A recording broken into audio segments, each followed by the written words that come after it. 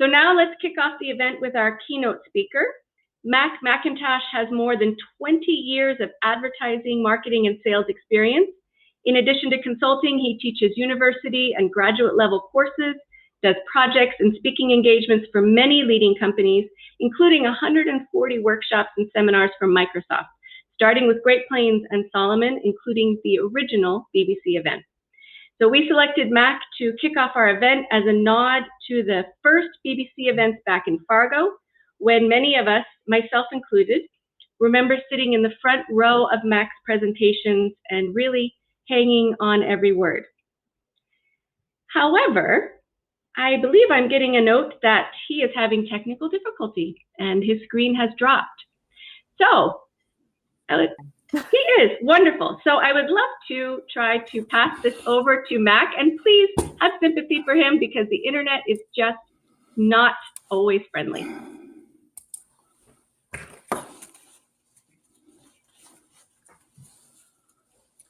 Hi, can you hear me? Yes, sir. You have the floor. Oh, finally. I apologize for all the technical difficulties. I do this all the time. And of course, today, everything that could go wrong went wrong. So here I am. And what I want to do is share my presentation and get us up and going. So bear with me just a moment, please.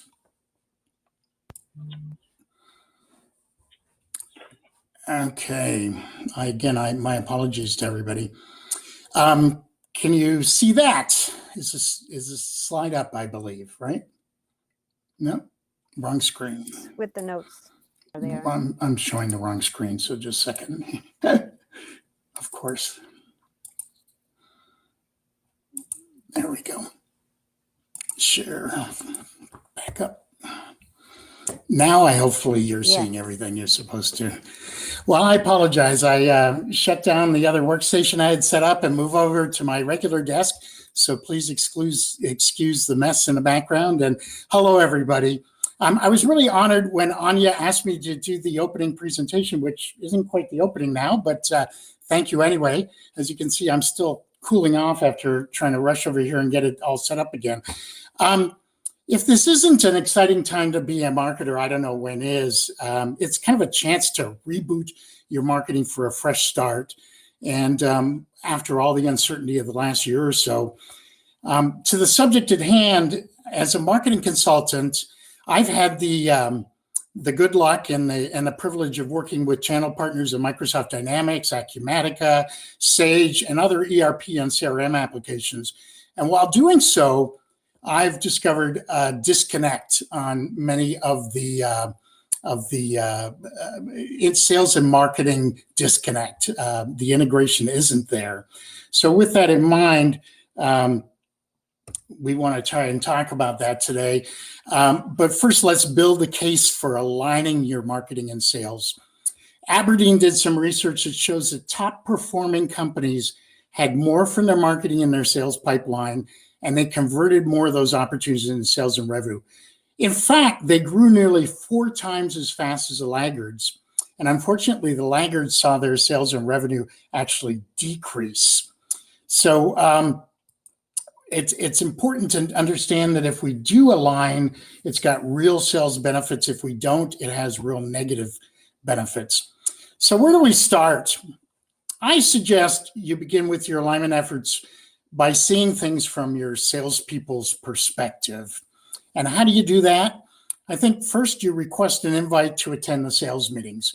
You'll hear firsthand what their goals and objectives are, what things they're struggling with, what's going on in the way of problems with their sales efforts, what's happening in various territories. You're going to hear all that. Can you hear me okay?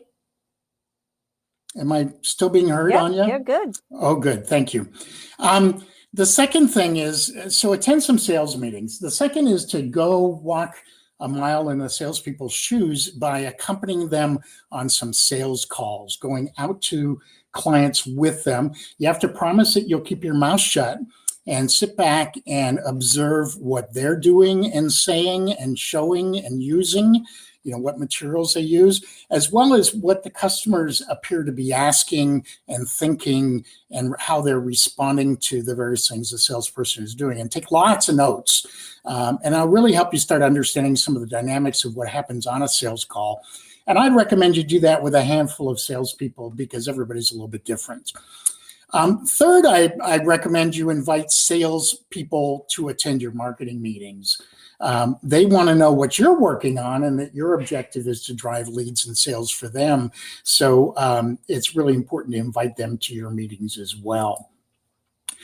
So I guess a good place to start is to impress the big dogs in sales.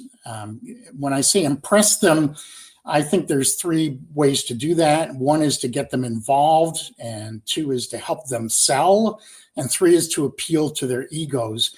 And we will dig deeper into each of these shortly. I recommend you start out by asking their opinion. Get them involved to get their buy-in by asking their opinion. Ask them where they think you should focus your marketing-driven lead generation efforts. Are there particular industries or applications that are ideal for you to target? Are there particular companies and or contacts at those companies that you should go after? And we'll talk a bit more about that later. Ask what they see your competitors doing. What are they doing right? What are they doing wrong? What could they improve? Get your hands on sales's intelligence and aids. For example, they may have objection handling guides, or they may have competitive information, or they may have presentation materials that they're using and showing to the customer, or they may have profiles on who their ideal buyer is and what messages are important to them. Also, that leads into asking them about what key messages you need to get across in your marketing about the company and about the products and services of the company. And also, how would you differentiate the company from the competitors would be something I would ask about. So what key offers or calls to action do they think will draw inquiries? And let's dig into it a little bit deeper. Who should you ask? I believe you should ask first sales management, but meet with sales management all by themselves. Why is that? Because sales management often will dominate the meeting if the salespeople are in the meeting with them, and the salespeople will just go quiet and be deferential to their boss. So you want to ask sales management what their concerns are, what their needs are, what their goals are, what their revenue goals are, what territories might be giving them problems. And then you go talk to your salespeople. And start with your top performers. Those are the 2 or 3 people that consistently win all the awards in sales. They're the closers. They're the people that are writing more business than anybody else. It's really interesting to get their perspective because obviously they're doing something right, and we should know what that is and get their idea on what we could do to help them. You also want to talk to the old pros. The old pros, in my opinion, are the folks that have been there a long time. They know where all the bodies are buried. They may not be the most technologically savvy salespeople, but they are there and they are interested in making sales. So you want to hear their opinion too. And then talk to some of the newbies, the new people in sales. They're the most desperate for leads. They're starting with a blank slate and they really need whatever you can do to help them get those in their channel, in their pipeline for them. And then finally, talk to the loudmouths. There's always 1 or 2 in every sales team who are the most vocal, the most outspoken. They tend to dominate the meetings. They're not necessarily the best salespeople or the top performers, maybe, but usually, that they're just the loudmouths. And you definitely want to win them over. So ask their opinions about all those things we talked about on the previous slide. And with that in mind, we'll get to the second point I made, which is help them sell. And really, they have 4 things that they need to do. They need to compete against the competition to win the sale. It's very rare that they're the only company or only salesperson talking to the prospect. They need to demonstrate your expertise as a company and or the software that you're trying to sell them. You need to help them do a proposal that'll differentiate you from the other proposals that their customers are getting. And then finally, you need to help them sell or close sales. And that means some tools and whatever to help them through the sales process so that closing is much easier. But don't just put lipstick on the pigs. In other words, their existing materials probably need a makeover. We know that just because there's 100 fonts, you shouldn't use all of them in one document, but they may not know that. So basically, any of the sales materials that they're using often offer to refresh them. Also consider creating new sales tools, and many of those can play a dual role as content that you can offer in your marketing as well, such as calculators so they can determine how much they save by using you or your services. Maybe PDFs, not only about the products or services, but about your company so that your salespeople can not only print them out and leave them behind if in in-person meetings, but also can email them to clients. Case studies are really important because the customer always wants to know, how did others in my business use your services to solve their problems? And then have some information about the company itself. How long have you been in business? What's your expertise, awards you've won, certifications your people have, all that kind of stuff. Demo videos, potentially, email templates, the list goes on. And I'm not going to tell you what to do, but really you need to think through every single step of the sales process, as well as the marketing process when you're determining what content you need to create to help them get the job done. Now, it's my belief that you need to build consensus on what is a truly qualified sales-ready lead. If sales doesn't agree with you, we've got problems. They either send them back and say these leads are no good, or they say things like none of the leads are any good, which is we all know is not true. But one of the reasons is because we haven't come to a consensus with them on what is a qualified lead. And a qualified lead has a few criteria to determine if it's qualified. For example, firmographics, information about the company itself and, the company size, the industry, the application in that industry, maybe their geographics, where they're located. Next, the demographics of the people that are involved in the decision-making. What's their job function and role? What's their level? Are they, senior management? Are they mid-management? Are they somewhere in between? Are they implementers? You need to understand that. Behavioral, what did they do? How many times have they visited your website and what pages did they look at? Did they attend specific events you did, which may make them more qualified than somebody who did not? Did they download specific information, which kind of indicates to you that they're in the decision part of the process? Did they, what forms did they fill out and what answers did they give you? And you might ask questions on those forms about, or when you speak and follow up with the prospect to qualify them, about their budget, their authority, their need, their timing, and the size of the opportunity. They call that BANTS, budget, authority, in other words, their role in the buying decision, their need or their application for your services, the timing, is this going to happen now or a year from now or next fiscal year or what the case, and then size of the opportunity. And then you also need to allow some overrides that override all those other criteria. And what I mean by that is if they specifically ask to speak to a specialist or a salesperson, that needs to get to the salesperson as soon as possible so they can follow up. So in other words, only give them the qualified sales-ready leads. And at the end of the presentation, I'll offer a spreadsheet to get you started on that, but we'll get to that later. The third step I mentioned earlier was appeal to their egos. Honestly, you have to have a big ego to survive all the rejection involved in sales. I remember going to a sales training years ago, and the prospect says, the trainer said, if you have to, call your mother, before you leave for the day. So at least you had one good call. Don't leave on a negative. But really, it's hard on your ego. So salespeople tend to have big egos. So what do you do about that? Well, you make them the hero. Acknowledge their role in developing your marketing. Hey, we were putting together this program, and Judy and Tom and Phil all gave us their ideas on what it should be, and this is what came out of it. Give them credit for the sales that result from their leads, but only claim that marketing played a role in finding those leads for them, not that marketing sold them. They sold them. You found them.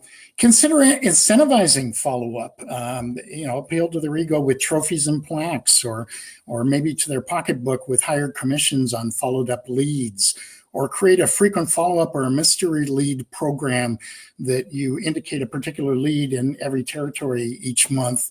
And if they actually report back on that in the CRM system and do something to follow it up, they get a bonus, or they get and it can be something as simple as a Nestle's $100,000 bar. One of my clients used those to recognize their salespeople, and the salespeople didn't eat them. They stacked them up at the back of their desk as a way to show how many sort of attaboys they got. Or attagirls. And so, try to think of recognition programs that would be useful in getting them to not only follow up the leads, but, put it into the CRM system so you can see that it happened. Once you roll out your campaigns, you need to ask them again. So you've got drafts coming up, and concepts that you've come up with. You need to run those by them before you go live. So in other words, show them your customer personas that you've developed or improved if they had given you some. Mention the key messages that you're getting across in your marketing, the offers or calls to action, what media you're going to use to reach these people. And, as Jim suggested, Jim being a salesperson, we should probably be on this particular website, and we're going to be there as well. Talk about the content that you're going to make available to them, but also available as offers or calls to action to your prospects. And again, of course, the marketing qualified lead written definition. After you've got that concurrence on what is a qualified lead, you need to put that in writing and show it to them again so that everybody's all bought into it. And then after rolling out your marketing, I'm not going to tell you how to put a marketing plan together, but after you put it together and now it's out there. And by the way, until marketing is in the field, it's not doing any good. So, you want to get it out there quickly. You don't want to fiddle forever, but you want to find out then from the salespeople what they think is working and why, and what they think isn't working and why. And get them to let you know how it appears that the competition is responding to your campaign. And what do we need to do about that? And is there anything else that they need? Really, that's the feedback loop. So you talk to them before you plan, you talk to them at the draft stage, and then you talk to them again after rolling it out on doing sort of a postmortem on how it can be improved, and in the sense of continuous improvement. So the results, you want sales on your side, and this will help you get them on your side. Instead of saying, gee, let's hire 2 more salespeople, forget about marketing, they'll say, no, this marketing is really good. They really know what they're doing, partly because they have an ego now tied into it. They were involved in the process. They will help sell your worth to management, which I'd much rather have the top salespeople do than selling against me in my marketing activities. I believe marketing's most important customers are your salespeople and or channel partners. I'll say that again. Marketing's most important customers are your salespeople and their channel partners. The end buyer of your company's products or services is their customer. And certainly you're marketing to them, but really your customer is a salesperson. So sort of in summary, remember the keys to getting your marketing aligned with sales and sales on your side is you need to share your goals and objectives and get them involved in the decisions. You need to incentivize the behaviors that you want, such as the lead follow-up and reporting back. You want to make over and provide better and additional sales materials to help them get the job done. And most important, I think, is you need to aim for continuous improvement, not perfection. I have to ask myself sometimes, am I fiddling with the copy on this? Is it going to make it better because I changed one word, or is it still good? Now, I don't want it to go out with typos, absolutely not, but I do want to get it out there. So often you need to aim for improvement rather than perfection. So I mentioned some resources. If you send me an email to McIntosh@salesleadexperts.com, I'll be happy to send you a copy of this presentation with all my speaker notes, all the things that were not on the slide that I had to say. I'll also give you a subscription to my blog, B2B Sales Lead Insights, and you'll be sent an occasional email with a summary of the latest posts.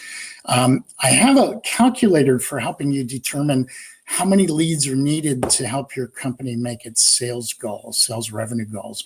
I call it a marketing for leads calculator. It's a little Excel spreadsheet that you can use. And I also have a spreadsheet of lead qualification and scoring criteria that would be a great starting place for that discussion with sales about what is a qualified lead. And with that in mind, I want to thank you all for your patience on me getting going here and all the technical problems, and thank you for attending. And by the way, the next session starts right now. So you want to either go to Pro Tips to update and optimize older blog posts, or you want to go to leverage the LinkedIn algorithm to report to track leads. And you can go directly to the next session right at this time. And thank you so much. Bye-bye.